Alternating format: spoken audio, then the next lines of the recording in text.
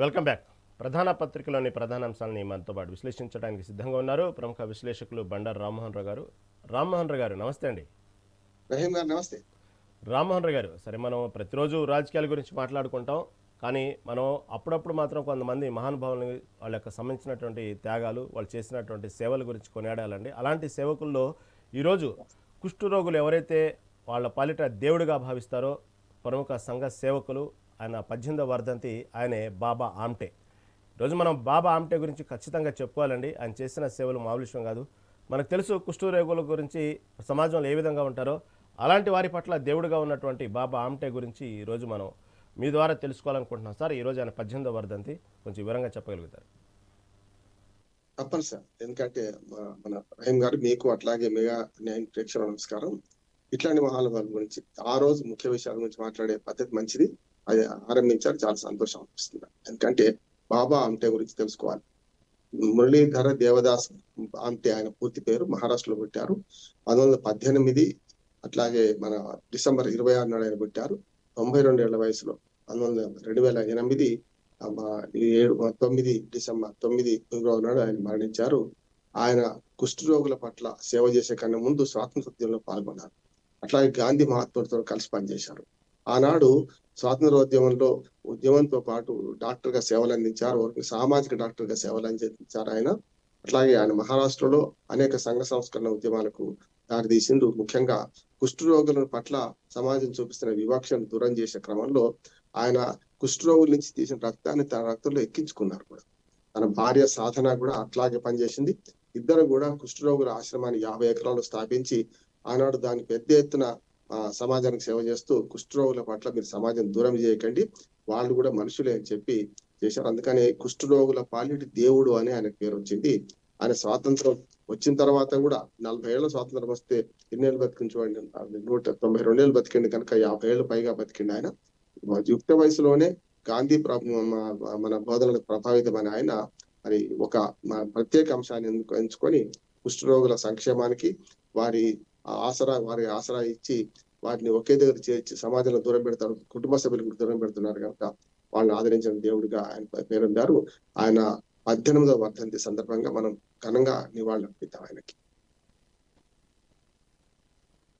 Okay Rammohan Rao గారు, ఇంకా తర్వాత మన రాజకీయాల విషయానికి వచ్చేటప్పటికి, ఒక తెలంగాణ రాష్ట్ర రాజకీయాల్లో చూస్తున్నాం మున్సిపల్ ఎన్నికల పోరు రోజు రోజుకు ఎంత రసవత్తరంగా మారుతుందో మనం చూస్తున్నాం. మామూలుగా సహజంగా ఏంటంటే ఈ స్థానిక సంస్థల ఎన్నికలు వచ్చినప్పుడల్లా, సరే అసెంబ్లీ ఎన్నికలకు వచ్చేటప్పటికి దానికి సంబంధించినటువంటి ఏదైతే ఎజెండానో లేకపోతే వాళ్ళకి ఇవ్వాల్సినటువంటి మేనిఫెస్టోని విడుదల చేస్తుంటారు, ఓట్లు అడుగుతూ ఉంటారు, లేకపోతే ఒక పార్టీ గతంలో చేసిన వాటి గురించి విమర్శిస్తూ ఉంటారు. సహజంగా స్థానిక సంస్థల ఎన్నికలు, మున్సిపల్ ఎన్నికలు కానివ్వండి, సర్పంచ్ ఎన్నికలు వచ్చినప్పుడు మీకు తెలియని విషయం కాదు, ఆ యొక్క మున్సిపల్ పరిధిలో ఉన్నటువంటి సమస్యల గురించి, దాన్ని ఏ విధంగా మేము పరిష్కరిస్తాము, మాకు గనుక ఓటేస్తే గెలిపిస్తే తర్వాత మేము ఆ సమస్యలను ఏ విధంగా తీరుస్తాము, లేకపోతే మేము గెలిపిస్తే ఈ విధంగా చేస్తామనేటువంటి హామీలు ఇస్తూ ఉంటారు. కానీ ఈసారి ఈ మున్సిపల్ ఎన్నికల్లో అవన్నీ పక్కకు పెట్టేసి కేవలం వ్యక్తిగత దృష్టిలకే ఎక్కువగా ఇంపార్టెన్స్ ఇస్తూ ఉన్నారు. నిన్నటికి నేను మనం చూసాం, పేర్లు ఏ విధంగా మార్చుకుంటున్నారు చూసాం. కల్వకుంట్ల కిషన్రావు అని ఒక అతను అంటే, ఒక పక్క ఏమో రేవంత్ ఉద్దీన్ అని ఒక పక్క. ఇలాంటి వ్యాఖ్యల వెనుక ఈరోజు కొత్తగా బీఆర్ఎస్ పార్టీ పేరును కూడా కాంగ్రెస్ పార్టీ మార్చేసింది. ఇకలండి బ్లాక్ మెయిలింగ్ రాజకీయ సమితి, బీఆర్ఎస్ పార్టీ పేరు బ్లాక్ మెయిలింగ్ రాజకీయ సమితి కానీ చెప్తాం. ఎందుకంటే 10 ఏళ్లలో ఆ విధంగా బ్లాక్ మెయిలింగ్ చేసి పార్టీ యొక్క ఫండ్ 1500 కోట్ల దాకా తీసుకుంది. అనేక మందిని, సెలబ్రిటీలని, రియల్ ఎస్టేటర్లని, అనేక మంది ప్రతిపక్ష నాయకులను ఇబ్బంది పెట్టారు. కాబట్టి ఇక్కడి నుంచి ఆ పార్టీ పేరుని అలాగే పిలుస్తాం. ఏం సరే, అసలు సమస్యలు పక్క పెట్టేసి వ్యక్తిగత దృష్టిలు ఎక్కువైపోయినాయి మున్సిపల్ ఎన్నికల బరిలో, ఏమంటుంది? అందరూ మర్యాద పురుషోత్తములే కానీ ఇప్పుడు అందరూ శాకాహారులే కానీ రొయ్యల కంప మాయమైంది అంటారు కదా, అట్లాగే మాటలు మాత్రం మీరుతున్నాయి చూస్తున్నాం. ఏ ఎన్నిక ఎజెండా కావాలి తెలుసు కదా మీకు. నేనైతే వ్యక్తిగతంగా చెప్తున్నాను, నేను పంచాయతీ మెంబర్ గా, సర్పంచ్ గా, ఎంపీపీ ప్రెసిడెంట్ గా, పంచాయతీ రాజకీయాల్లో 20 ఏళ్ళు నేను పదవుల్లో ఉన్నాను. మేమంతే ఖర్చు పెట్టేది 40 ఏళ్ల క్రితం, నిన్న ఇవాళ కాదు నేను ఉన్నది. అందుకని ఆనాడు ఖర్చు కానీ ఏమైనా చూసుకుంటే మనకు చాలా మహా అయితే అందరం కలిసి టీ తాగేవాళ్ళం కలిసి, అంతే, అంతకని ఏం లేదు. ఎక్కడ కూడా ఖర్చు పెట్టకుండా డబ్బులు పంచడం, సారా పంచడం అసలు సమస్య లేదు అప్పుడైతే. అట్లాంటి పరిస్థితులలో పంచాయతీ వ్యవస్థ కూడా ఎంత దుర్మార్గంగా మారుతుంది. పంచాయతీ ఎన్నికలు మనం చూసినాం, ఇప్పుడు మున్సిపల్ ఎన్నికలు చూస్తున్నాం. అసలు మున్సిపల్ ఎన్నికల్లో ఏ ఎజెండా కావాలి చెప్పండి? ఈ దుర్మార్గమైన మాటల ఎజెండా కావాలన్నా? ఎజెండా ఏం కావాలి? మరుగుదొడ్లు, మంచినీరు, మనకు వీధి దీపాలు, పారిశుద్ధ్యము, రోడ్డు, ఇవే కదా మనకు కావాల్సినవి. ఇవి ఎవరైనా ఒక్కరు మాట్లాడుతున్నారు మొత్తం ఎన్నికల్లో మేము వస్తే ఇగో ఈ మున్సిపాలిటీలు ఇవి చేస్తా. యాక్చువల్ గా మేనిఫెస్టో కూడా మీరు అన్నది కూడా ఒక బీజేపీ పార్టీ మేనిఫెస్టో రాష్ట్ర స్థాయి మేనిఫెస్టో ప్రకటించింది. అందులో ఒక మంచి అంశం ఉన్నది, మనం దాన్ని తీసుకోవాలి. ఏ మాట కా మాట మన పార్టీలతో సంబంధం లేదు, కానీ వాళ్ళు అవినీతి రహిత పాలన అందిస్తా మున్సిపాలిటీ అన్నారు. నిజంగా చెప్పాలంటే మున్సిపాలిటీలు ఏది మామూలుగా పారిశుద్ధ్యం లేక కంపు కొడుతున్నాయి, అవినీతి కంపు కూడా కొడుతున్నాయి. అవినీతిని దూరం చేస్తామంటారు, మంచిది అంటున్నారు. ఒక మంచి చెట్టు ఒక లక్ష్యం ప్రకటించుకున్నారు, ఒక ఆశయం ఒక పెట్టుకున్నారు కనుక మంచిది అంటున్నారు. మిగతా అవన్నీ కూడా రాష్ట్ర స్థాయి ఎజెండా చేశారు. మేము కేంద్ర నిధులతోనే రాష్ట్రాలు పాలిస్తున్నాం, ఒక రకంగా చెప్పండి కేంద్ర నిధులే పెద్ద ఎత్తున ప్రభావం చూపెడుతున్నాయి, మున్సిపాలిటీలకు కూడా మేము స్మార్ట్ సిటీలు ఇస్తున్నాం అని చాలా చాలా విషయాలు చెప్పారు. కాదు మున్సిపాలిటీల సమస్య కూడా చూస్తే మీరు చాలా పెద్ద ఎత్తున చూడండి, మీరు ఈ వ్యక్తిత్వ హననాలు చేసుకుంటారు, వ్యక్తిని నిర్ణయించుకుంటున్నారు. మీరు అన్నట్టే పేర్లు మార్చుకుంటున్నారు. అంతేందుకు పార్టీల పేరు మీద కూడా ఇవాళ బీఆర్ఎస్ గురించి వీళ్ళు అన్నారు, కానీ అంతకుముందు కాంగ్రెస్ కమిషన్ల కాంగ్రెస్ అని వీళ్ళు అన్నారు కదా. ఎవరు తక్కువ తినలే, సమస్య లేదు. పార్టీల గురించి వ్యక్తుల గురించి దుర్మార్గంగా మాట్లాడుతూ నేను చెప్తున్నా కదా, మాటలు మీరుతున్నాయి. అనవసరంగా ప్రజల్లో ఒక రకం గందరగోళం ఏర్పడేటట్టు చేస్తున్నారు. ఓటర్లలో గందరగోళం ఉన్నా కూడా వాళ్ళు వేసేదిక్కేస్తారండి. వాళ్ళ గందరగోళం రాజకీయ పార్టీల కంటే ఓటర్లు ఇంకా తెలివి కల వాళ్ళ సమస్య లేదు. రాజకీయ పార్టీలు వాళ్ళలో వాడరు, కానీ అప్పుడప్పుడు డబ్బుకో సారాకో లొంగిపోయే పరిస్థితి ఉంటది. అయినా సరే నలుగురు దొంగలు నిలబడితే మంచి దొంగకేస్తున్నారు. ఇవాళ మనకు తెలంగాణలో మున్సిపల్ ఎన్నికల ప్రచార సమాప్తి సాయంత్రం 5 గంటలకు అవుతుంది. మనం ఇప్పుడు దాదాపు 8 కావస్తుంది. ఇంకొక 10 గంటలలో 9 గంటలలో ప్రచార సమాప్తి అవుతుంది. ఇక కీలకత్వం దుకాణం బంద్ కదా, అసలు దుకాణం ఇప్పుడు బంద్ అవుతుంది అంటున్నాడు. గత వారం 10 రోజులుగా మేము ఒక్కొక్క జిల్లా రోజుకో జిల్లా ఎన్నికల వేదిక తరఫున తిరుగుతున్నాం. అందులో మేము గమనించిన అంశాలు స్పష్టంగా చెప్తున్నాను నేను. ఒక్కొక్క ఇంటికి కిలో చికెన్, ఒక ఫుల్ బాటిల్, అంటే ఓటర్లను బట్టి ఓటర్ ఒకడు ఉంటే క్వార్టరు, ఇద్దరు ఉంటే హాఫ్ బాటిల్, ముగ్గురు ఉంటే ఫుల్ బాటిలే సప్లై చేస్తున్నారు. గత 3-4 రోజుల నుంచి రోజు ఇది తంతంగా నడుస్తుంది. మైసమ్మకో బాలమ్మకో మనం గ్రామ దేవతలకు నైవేద్యం పెడతాం కదా, సారవోసలు అంటారు కదా, అట్లానే ఇప్పుడు ఓటరు దేవుళ్లకు ఓటర్ దేవతలకు వీళ్ళు సారబోస్తున్నారు, రోజు చేస్తున్నారు. అయితే ఇవి అసలైన దుర్మార్గం ఇంకా మొదలవుతుంది. డబ్బుల పంపిణీ ఇప్పటిదాకా జరగలేదు, కేవలం ప్రలోభాలు మాత్రమే జరిగినాయి. ఇప్పుడు ఏమైందంటే ఇవాళ మిగతా ప్రలోభాలు నడుస్తుంటాయి, అట్లానే డబ్బుల పంపిణీ కూడా ఇవాళ నడుస్తుంది. ఎన్నికల కమిషన్ ఉత్తర కుమార ప్రగల్భాలు పలుకుతుంది, ఈ 2 రోజులు కలుమోసుకుంటుంది. వాళ్ళకు కూడా తప్పులేదు, ఎందుకంటే వాళ్ళు కూడా ఏం చేయాలంటే ఈ ఎన్నికల మీద పడాలి కదా. ఇప్పుడు ప్రచార సమాప్తి కాగానే రేపంతా మనకు ఈవీఎం తీసుకుపోవడము, భద్రత పెట్టడం, ఇవన్నీ మనకు చాలా ఉంటాయి కదా. ఆ రకంగా చూసుకుంటే వాళ్ళ పనిలో వాళ్ళు ఉంటున్నారు, కానీ వీళ్ళ పనిలో వీళ్ళు ఉంటున్నారు. ఆఖరికి రాజకీయ పార్టీలకు గతంలో ఉన్నంత బాధ్యత కూడా లేకుంటున్నది ఇప్పుడు. ఎందుకంటే పోల్ చిట్టులు పంచే బాధ్యత లేదు వాళ్ళకు. పంచుతున్నారు కానీ గవర్నమెంటే పంచుతుంది, బూత్ లెవెల్ ఆఫీసర్ల ద్వారా గవర్నమెంట్ ఎలక్షన్ కమిషన్ పంచుతున్నది కనుక ఆ బాధ కూడా లేదు వాళ్ళకు. చేయాల్సిన పని ఏంది, కామ్గా రేపు మేము ఏం చేస్తాం అనేది ఎజెండా కావాలి. ఇప్పటి వరకు మేనిఫెస్టోలు మిగతా కాంగ్రెస్ కానీ బీఆర్ఎస్ కానీ రిలీజ్ చేయలేదు. అట్లాగే ఏ మున్సిపాలిటీకి ఆ మున్సిపాలిటీ గతంలో మేము ఎన్నికల వేదిక తరఫున రహీం గారు మేము మున్సిపాలిటీ మేనిఫెస్టోలు కూడా ప్రత్యేకించి చేసేవాళ్ళం. అన్ని మున్సిపాలిటీలు ఒకే సమస్యలు ఉండవు.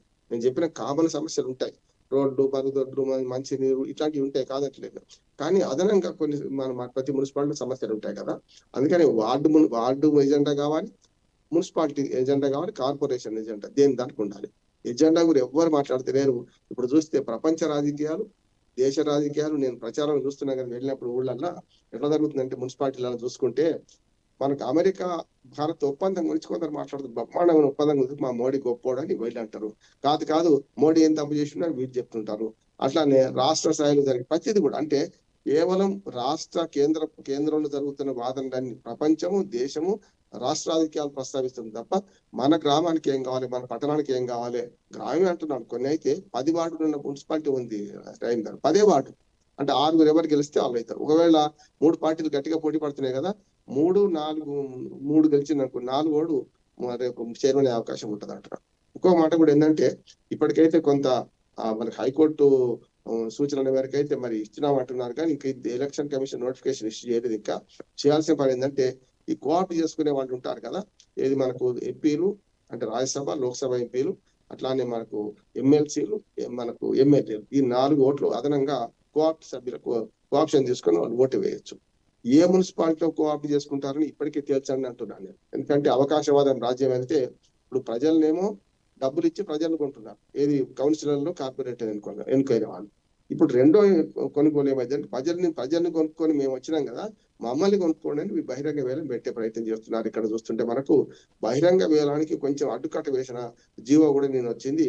నేను మన ఎలక్షన్ కమిషన్ నేను విడుదల చేసింది. దాన్ని ఎలక్షన్ కమిషన్ అభినందిస్తున్నాను. మనకు రాణి కుముదిని దేవి గారిని అభినందిస్తున్నాను. ఎందుకంటే ముందే చెప్పారు కనుక అది ఉన్నదే రూలు. మనకు విప్ జారీ చేసినప్పుడు ఆ విప్కి వ్యతిరేకంగా కనుక మీరు ఓటు వేస్తే మీ పదవులు పోతాయని గట్టి హెచ్చరిక చేశారు. విప్ అయింది. విప్ జారీ చేస్తే ఎట్లాంటి నిబంధనలు పాటించాలి అని దాని మీద క్లియర్ గా జీవో ఇష్యూ చేశారు. దాన్ని కూడా మనం చెప్పుకోవచ్చు అంటున్నాను.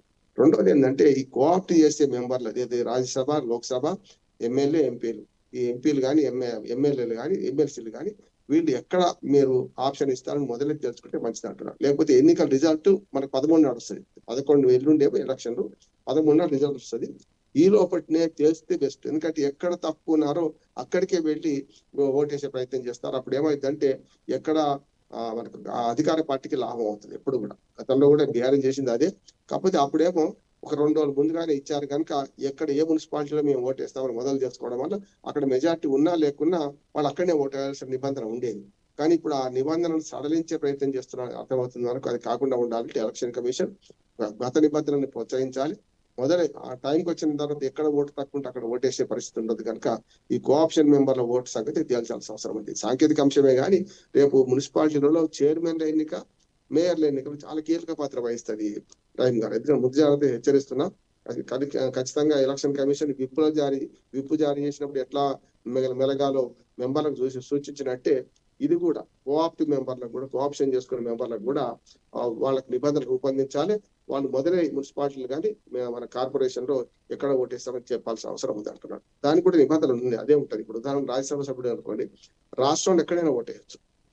ఏదైనా ఒకటే మున్సిపాలిటీలో లేకుంటే కార్పొరేషన్ లో. అదే లోక్సభ మెంబర్ అనుకోండి, లోక్సభ తన కాన్స్టిట్యున్సీలో ఉన్న మున్సిపాలిటీ కానీ కార్పొరేషన్ లో ఓటు వేయచ్చు. అట్లాగే ఎమ్మెల్సీ ఉంది అనుకోండి, ఉమ్మడి జిల్లా, ఆ ఎమ్మెల్సీ ఎన్నికైన ఉమ్మడి జిల్లా, ఉదాహరణకు ఉపాధ్యాయ ఎమ్మెల్సీ ఉంది అనుకోండి, 3 జిల్లాల నుంచి ఎన్నికవుతాడు. 3 ఉమ్మడి జిల్లాలు ఇచ్చి. అట్లాగే గ్రాడ్యుయేట్ కాన్స్టిట్యున్సీ ఎమ్మెల్సీ ఉంది అనుకోండి, ఉమ్మడి 3 జిల్లాల నుంచి ఎన్నికవుతాడు. కొన్ని చోట్ల 4 జిల్లాలు కూడా ఉన్నాయి. అట్లా వాళ్ళ జిల్లా పరిధిలో ఎక్కడైనా తీసుకోవచ్చు. ఎమ్మెల్యే మాత్రం తన కాన్స్టిట్యున్సీ పరిధిలో మున్సిపాలిటీ కానీ కార్పొరేషన్ ఓటేయచ్చు. కనుక ఈ నిబంధనలకు అనుగుణంగానే మొదలై డిక్లేర్ చేయడం వల్ల ఫలానా మున్సిపాలిటీలో వీళ్ళు ఓటు పడుతున్నప్పుడు ఏమైందంటే ఎక్కువ ఉన్నా తక్కువ ఉన్నా అక్కడే వాళ్ళు వేయాల్సి వస్తుంది కనుక సమస్య ఉండదు. లేకపోతే ఎక్కడ కొరత ఉంటే అక్కడ పోయి వరకు కొనుక్కుంటారు. వరకు చెప్పాలంటే అది అప్పర్ హ్యాండ్ అవుతుంది అనే ఉద్దేశం ఉన్నది. కనుక ప్రతిపక్షాలకు నష్టం అవుతుంది.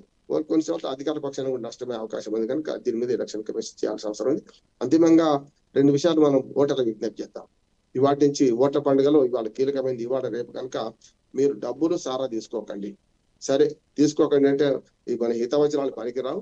మనకు తీసుకుంటాం ఏం చేస్తారనే పరిస్థితి వస్తే తీసుకున్నారు అనుకోండి, వేసేవాడికి మంచివాడికి వేయండి అంటున్నాం. అందుకని కాళోజీ నారాయణరావు గారు అన్నట్టు ఏ పార్టీ వాడినా చూడకండి, ఏ పార్టీ వాడినా చూసి ఓటేయండి, మంచి వాడిని చూసి ఓటేయండి. మున్సిపాలిటీ నుంచే గతంలో దేశ నాయకులు వచ్చారు, అది గమనించండి. ఇది అరంగేట్రం లాంటిది. మున్సిపల్ ఎన్నికల్లో కానీ పంచాయతీ ఎన్నికల్లో కానీ లీడర్షిప్ డెవలప్ అవడానికి మంచి అవకాశం ఉంటుంది. మీరు చేయాల్సిన పని గతంలో ఒకసారి మీరు గుర్తుంచుకోండి. లాల్ బహదూర్ శాస్త్రి, జవహర్లాల్ నెహ్రూ, చిత్తరంజన్ దాస్, సుభాష్ చంద్రబోస్, సర్దార్ వల్లభాయ్ పటేల్ లాంటి వాళ్ళందరూ మున్సిపాలిటీ నుంచి వచ్చిన వాళ్ళు. అట్లానే పివి నరసింహారావు, ప్రకాశం పంతులు, జలగం వెంగళరావు గారు, ఇట్లాంటి వాళ్ళందరూ పంచాయతీ నుంచి వచ్చిన వాళ్ళు. ముఖ్యమంత్రులు, ప్రధానమంత్రులు అయింది కదా.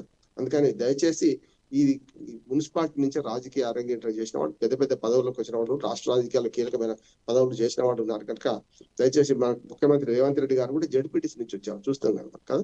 అట్లానే మనకు మిగతా చాలా మంది ఎమ్మెల్యేగా మాత్రమే ఎన్నికైన వాళ్ళకు ఈ అవగాహన ఉండదు కనుక కింది స్థాయి ప్రజాక్షేత్రం నుంచి వచ్చిన వారికి అవగాహన ఉంటుంది కనుక దయచేసి మన అభ్యర్థులకు విజ్ఞప్తి చేసేది ఏంటంటే మీరు ఏ ఎన్నిక ఆ ఎజెండా పెట్టుకుని పోండి. ఇప్పుడైనా సరే ఇంకో 2 రోజులు టైం ఉంది, ఇంకా 36 గంటల టైం ఉంటుంది. మీరు ప్రజలకు ఏం చేస్తారో ఓ మేనిఫెస్టో రూపొందించి ఇప్పటికైనా సరే లోకల్ మేనిఫెస్టో తయారు చేసుకొని ప్రజల ముందుకు వెళ్ళి తప్పనిసరి ఓట్లు పడతాయి మీకు అని చెప్తున్నాను. పక్క చూస్తే 2020 వరల్డ్ కప్లో పాకిస్తాన్ ఆడనంటూ మొరాయిస్తుంటే ఇక్కడ మాత్రం బండి సంజయ్ మాత్రం కరీంనగర్లో పాకిస్తాను భారత్ మ్యాచ్ అనే ఓట్లు వేయండి అంటున్నారు. ఓ పక్క చూస్తే కరీంనగర్లో ఎలాగైనా సరే బీజేపీని అత్యధిక స్థానాల్లో గెలుస్తుందని తెలిసే ఇటు ఓడించడానికి ఇటు ఎంఐఎం కాంగ్రెస్ ఒకటి 100 కోట్లు డీల్ ఏర్పాటు చేసుకుంది. కాబట్టి రేపు జరిగేటువంటి ఎన్నికలు మాత్రం భారత్ పాకిస్తాన్ మ్యాచ్ని తలపించాలి అని అంటున్నారు బండి సంజయ్. దీన్ని ఎక్కడికక్కడ ప్రధాన్ని ఇలా ముడిపడుతూ చెప్పడం అనేది సరే, దాని గురించి సమగ్ర విశ్లేషణ కొంచెం. ఇది స్పష్టంగా మనకు తెలుసు. ఒకటేమో ప్రాంతీయ రాజకీయాలు చేస్తుంది, బీఆర్ఎస్ ఏమో ప్రాంతము అస్తిత్వం చేస్తుంది, కాంగ్రెస్ ఏమో కుల రాజకీయాలు చేస్తుంది. అంటే మతం కంటే కులం ఇంకా పిచ్చి ఎక్కువ కదా, కుల గజ్జి ఇంకా ఎక్కువది కదా. బీజేపీ వాళ్ళు మత రాజకీయాలు చేస్తున్నారు. ఒకరు మత రాజకీయాలు, ఒకరు కుల రాజకీయాలు, ఒకరు ప్రాంత రాజకీయాలు, ముగ్గురు ఏం తేడా లేదంటున్నారు. అంటే ప్రజల మధ్యన చీలికలు. ఇప్పుడో బ్రిటిష్ వాళ్ళు అంటుంటాం మనం, విభజించు పాలించు అని వాడు పాటించారు కనుక ఇప్పుడు వీళ్ళు చేస్తున్న పని కూడా అదే అంటున్నాను నేను. అందుకనే కరీంనగర్ లో మనం మాట్లాడుతూ ఒక రంగం మత రాజకీయాలు తీసుకొచ్చారు. ఇక్కడ ఒక దగ్గర కాదు, ఆంధ్రప్రదేశ్ లో కూడా అది జరుగుతుంది. ఇవాళ లడ్డు కల్తీ కేసులో జగన్మోహన్ రెడ్డి క్రిస్టియన్ అని చెప్పుకుంటూనే మత రాజకీయాలు చంద్రబాబు నాయుడు తీసుకొచ్చారు. అంత సీనియర్ నాయకుడు, 4 సార్లు ముఖ్యమంత్రి, ఆయన కూడా అదే పని చేస్తున్నాడు. ఏ మాత్రం లేదు. అంటే కాదేది కవిత కనర్హమని సబు పిల్ల, అగ్గి పుల్ల, కుక్క పిల్ల ఏది కాదు కదా అని చెప్పి శ్రీశ్రీ గారు కవిత్వం రాసినట్టే కాదేది ప్రచారాలు కనర్హం అన్నట్టు వాళ్ళు అన్ని చేస్తున్నారు. అన్ని దుర్మార్గాలు. అంటే ఎట్లా ఓటు సంపాదించుకోవాలి, మతం పరంగా జీవిస్తారు మనుషుల్ని, కులం పరంగా జీవిస్తారు మనుషుల్ని, ప్రాంత పరంగా జీవిస్తారు మనుషుల్ని. చివరికి వాళ్ళు ఏ రకమైన జీవినా సరే అన్నాదమ్ములను భార్యాభర్తలు చీల్చిన సందర్భాలు చూసినా కదా. మనం చాలా జిమ్మికి చూస్తున్నాం. మున్సిపల్ ఎన్నికల్లో భార్యాభర్తలు పోటీ పడుతున్నారు, అన్నదమ్ములు పోటీ పడుతున్నారు, చూస్తున్నాం కదా మనం. అట్లా ఇవన్నీ అంటే కుటుంబంలో కూడా చీలిక తెస్తూ చేస్తున్నారు. మన ఆయన వ్యాఖ్యలను ఖండించాలంటే అంతకుముందు మరి బండి సంజయ్ వ్యాఖ్యలు ఖండించినప్పుడు మరి రేవంత్ రెడ్డి కూడా అదే మాట్లాడారు కదా దుర్మార్గంగా. కాంగ్రెస్ అంటే ముస్లిం, ముస్లిం అంటే కాంగ్రెస్ అంటే. మరి దాని సంగతి ఏంది? అందుకని సమస్య లేదు. ఇప్పుడు కాంగ్రెస్ కు నైతిక అర్హత లేదు, ఏది బీజేపీ నాయకుడికి. బీజేపీకి నైతిక అర్హత లేదు. వాళ్ళు కులం విధిస్తారు, మీరు మతం విధిస్తారు. అంతకని ఏం తేడా లేదు, సమస్య లేదు. ఇవాళ ఈ ప్రచారంలో ఎట్లా ఓటర్లను చీల్చి ఓటు బ్యాంక్ రాజకీయాల కోసం మైండ్ గేమ్, మన పాలిటిక్స్, డైవర్షన్ పాలిటిక్స్ మాత్రమే చేస్తున్నారు. సరే, ప్రజలు అందరి సబ్కాస్ ఉన్న అప్నా కారణం అందరి వింటున్నారు, వాడు చేసే పని వాడు చేస్తారు. డబ్బులకు మాత్రమే ప్రజలు అమ్ముడు పోతారనే ఆరోపణ చేయకండి. డబ్బులు తీసుకున్నా సరే వాళ్ళు చేసే పని చేస్తున్నారు. ఎవరిని గెలిపించాలని వాళ్ళు గెలిపిస్తున్నారు. డబ్బులు ఎక్కువ ఇచ్చిన వాడిని ఏం గెలిపిస్తలేరు. ఒక్కోసారి డబ్బులు తక్కువ ఇచ్చినా సరే వాడిని గెలిపిస్తున్నారు. 500 ఇచ్చిన వాడిని గెలిపిస్తున్నారు, 5,000 ఇచ్చినంటే 500 ఇచ్చిన వాడిని కూడా గెలిపిస్తున్నారు. కానీ 500 ఇవ్వని వాడిని మాత్రం అసలు ఎంట్రీ లేకుండా అయిపోతుంది. అంటే సామాన్యుడు ఇవాళ ఎన్నికల్లో పోటీ పడే పరిస్థితి లేకుండా చేసిండ్రు. స్థానిక ఎన్నికలను కూడా అంటే వాళ్ళు ఖరీదానిగా మార్చిన ఘనత ఈ రాజకీయ పార్టీలకి. తీసుకునే వాడు తప్పు కాదు, చచ్చిన దానికి వచ్చిందే కట్టమనుకుంటున్నాడు వాళ్ళు. చాలా మంది ఓటర్లను అవమానిస్తున్నారు, డబ్బులు తీసుకుంటున్నారు, అమ్ముడు పోతున్నారు. అంతకంటే దుర్మార్గంగా వీళ్ళు అమ్ముడు పోతున్నారు కదా. పై స్థాయి రాజకీయ ఫిరాయింపుల ద్వారా అమ్ముడు పోతున్నారు. రాజకీయ సిద్ధాంతాలు లేవు వీళ్ళకు. కనీసం వాళ్ళన్న కనీసం కింది స్థాయిలో ఏ పార్టీకి ఉంటే ఆ పార్టీ తరఫున కొట్టాడుతుంటే అది కూడా పోయినాయి, ఆ విలువలు కూడా పోయినాయి. ఇవాళ మనం చూస్తున్నాం కదా, నిన్నటి దాకా ఓ పార్టీ, వాళ్ళ పార్టీ కాదు, ఒకటే రోజు 3 పార్టీలు మారిన వాళ్ళని చూస్తున్నాం. నైతిక విలువలు ముఖ్యమైపోయినాయి, రాజకీయ విలువలు అంతకంటే ముఖ్యమైపోయినాయి. ఏ పార్టీలో ఎవరున్నారో తెలియని పరిస్థితి వచ్చింది వాళ్ళ. కనుక ఎన్నికలు జరుగుతున్నాయి, ఈ దుర్మార్గాలు చూస్తూ ఉండాల్సిందే, దీన్ని ఖండిస్తూ ఉండాల్సిందే. మంచిని చెప్పుదాం, మంచి ప్రమోట్ చేయడానికి మన చీకట్లో చిరుదీపాన్ని వెలిగించే ప్రయత్నం చేస్తున్నాం. మన చర్చ కూడా అదే రహీం గారు. చీకటిని తిడుతూ కూర్చోవడం కంటే చీకట్లో చిరుదీపం వెలిగించే ప్రయత్నం చేస్తున్నా. ఆ ప్రయత్నం తప్పనిసరి సఫలమైతే ఇవాళ కాకపోతే రేపు కాకపోతే ఎల్లుండి విరుగుట కొరకే. కనుక ఇవన్నీ కూడా ఖరీదైన ఎన్నికలు మారి సామాన్యుడు పోటీ చేసిన పరిస్థితి వచ్చి ఈ మళ్ళీ మొదటికి వచ్చి మళ్ళీ వెంకట రాజకీయాలు వస్తాయని నేను ఆశిస్తున్నాను. రావాలని కోరుకుందాం మనం. విశ్లేషణ అందించినందుకు ధన్యవాదాలు రామ్మోహన్ రావు గారు. ఇవాళ నుండి ఆ ప్రముఖ పత్రికల ప్రధాన అంశాలను ఇప్పటివరకు విశ్లేషించుకున్నాం. చూస్తూనే ఉండండి మెగా 9 టీవీ.